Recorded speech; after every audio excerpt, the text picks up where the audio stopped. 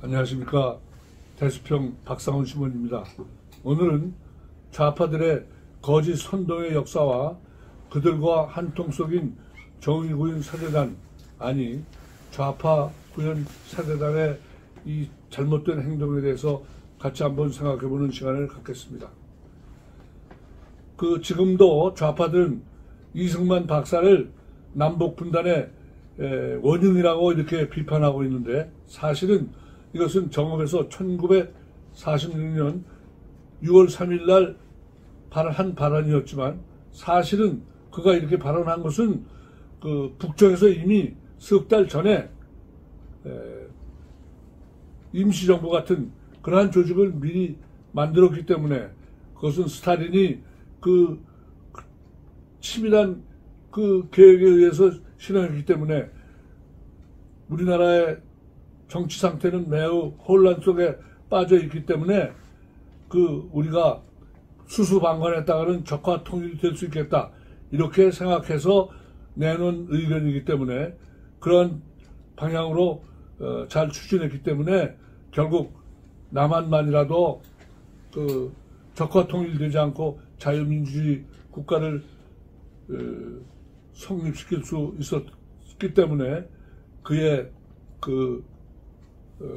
정치적 행동은 참으로 위대한 발언이었고 위대한 업적이었다 하는 것을 우리는 인정해야 되는데도, 지금까지도 좌파들은 이 남북분단의 원흉은 이승만이다, 이렇게 폄훼하는 거짓 선동을 하고 있습니다. 그 다음으로 또 우리의 좌파 사상을 크게 왜곡시킨 사람이 바로 소설가 조정래입니다. 조정래가 쓴 태백산맥은 700만 부 이상 판매되면서 많은 판매 부수로 참 인기 있는 소설가로 이렇게 불러일으켰지만, 또 아주 어떤 분에서는 다시 말해서 좌익들이 훌륭한 행동을 했고, 우익은 아주 폭력적이고 부당한 행동을 했다고 이런 이미지로 되어 있었고, 또 우익들은 천편일률적으로 기회주의적인 그러한 인물로 묘사한 반면에 좌익은 아주 순결하고 낭만적인 전사로 표현했고, 6.25를 실제로 겪지 않은 그러한 세대들에게 대해서는 우익은 참으로 인간적이고 참으로 순수하고 했구나 하는 잘못된 인식을 풀어놓았습니다. 또 이 소설에서는 아주 이승만은 대단히 잘못된 점이 많다고 비판하고, 김일성이나 박헌영에 대해서는 매우 긍정적인 표현을 함으로 해서 우리 6.25를 겪지 않은 사람들의 입장에서는 왜곡된 인식, 다시 말해서 좌익은 훌륭했고 우익은 대단히 기회주의적으로 이렇게 임기응변적인 행동을 했다고 하는 이미지를 머릿속에 심게 하는 그러한 결과를 가져왔습니다. 다음은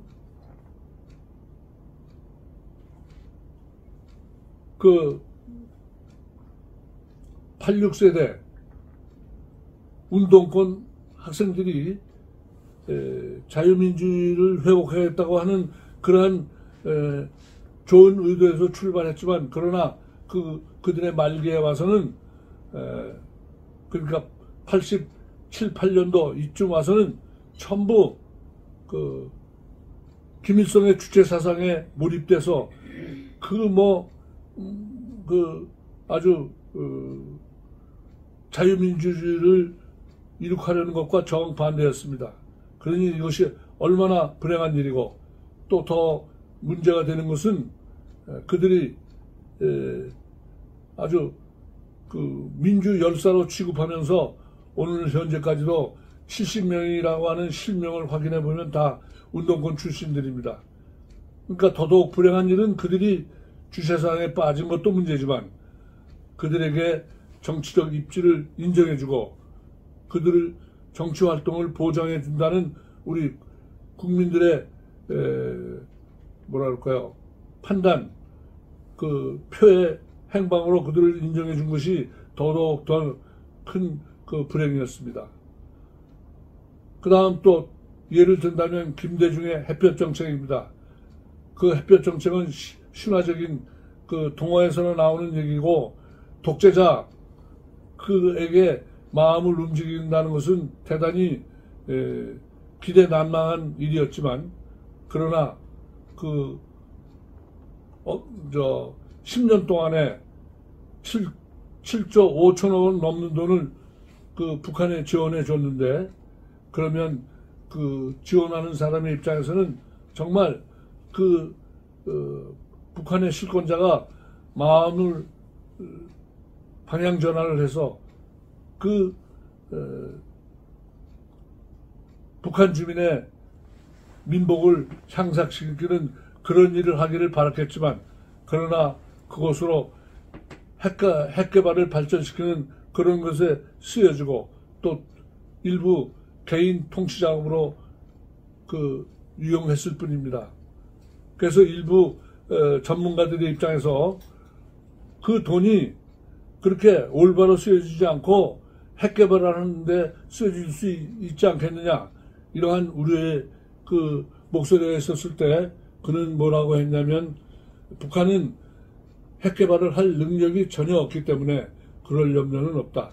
만약 그 돈이 핵 개발에 쓰여진다면 내가 모든 책임을 지겠다고 호언장담했지만, 그가 살아생전까지 그런 그 돈이 의도된 대로 쓰여지지 않고 핵 개발에 쓰여졌다는 확실한 증거들이 나왔음에도 한 번도 사과를 하지도 않고 김대중 씨를 받들겠다는 정치 집단에서도 시간이 지나면서 얼마나 무모한 정책이었냐, 우리 국고를 탕진해가면서 북한에 도움을 줬던 것이 전부 칼날이 돼서 돌아왔다는 비판이 있었습니다. 그러나 독일의 집권당의 예를 한번 들어보면 대비되는 일이 뭐냐면, 오늘날 독일의 집권당 3인당은 러시아와 긴밀한 관계를 가지고 그들과 평화를 추구하겠다, 이러한 정책을 내세웠지만, 러시아가 우크라이나를 침략함으로 해서 자기 나라의 에너지의 종속이 초래됐고 유럽의 안보 위기를 초래했다는 이러한 그 매사운 비판에 굴복해서 자기들의 정책이 잘못됐다고 공식적으로 사과하는 지경에까지 이르렀습니다. 그러나 우리는 그러한 그 잘못된 정책에 대해서 사과하지도 않은 것은 사과 안 한 사람도 잘못이지만 사과할 수밖에 없는 그러한 그 정치적 분위기, 이런 것을 가지고 있지 못했다는 것이 참으로 불행한 일이 아닐 수 없습니다. 오늘날에 와서는 어떻습니까? 지난달에 광우병 사태나 또는 성주에 사드 배치하는 데 있어서도 얼마나 그들이 참 괴담에 치우쳐서 국민을 선동하는 많은 행동들을 했지만, 그것이 전부 과학적 판단이 아니고 선전선동에 이용하는 괴담이었다 하는 것이 드러났습니다. 그리고 오늘날에 와서는 그 후쿠시마 원전수 처리 문제도 마치 일본이 그 국제적인 기구인 유엔의 IAEA의 그 검증 결과에 의해서 허락해준 일이었지만 그것을 마치 정치적으로 이용해서 마치 그 윤석열 정부가 허락해줘서 이런 일인 것처럼 아주 난리 법석을 피웠습니다. 그러나 시간이 갈수록 그것이 우리가 익히 느꼈던 그러한 그 괴담 이런 수준이 됐기 때문에 그 과학적 사실을 존중하는 그러한 그 분위기 때문에 지금은 좀 국민들이 싸늘한 반응에 좀 잠잠한 듯합니다. 우리 일본의 예를 한번 이와 같은 상황 속에서 생각을 해보면 일본의 사회당은 전후 참 자민당과 쌍벽을 이루는 그러한 그 체제를 구축하면서 그 두 체제가 쌍벽을 이루는 그러한 가운데 총리까지 배출하고 하는 거대 야당으로서 149석의 의석수의 자릿수를 차지했지만 오늘날 와서는 한 자리 숫자 이렇게 것으로 몰락했습니다.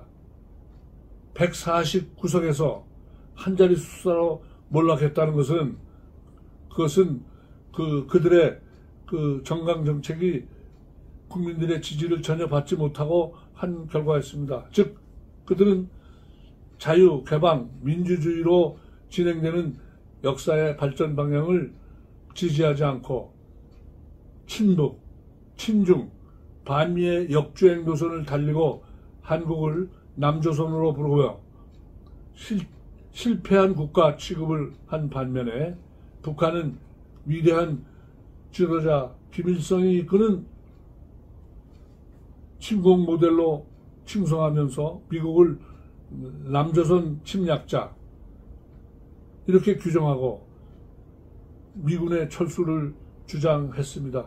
그러나 그 1950년대부터 초반에는 그들의 주장에 많은 지지를 보냈던 그 일본의 유권자들이 시간이 지나면서 그들이 매우 잘못된 길로 가고 있고 또 너무 선동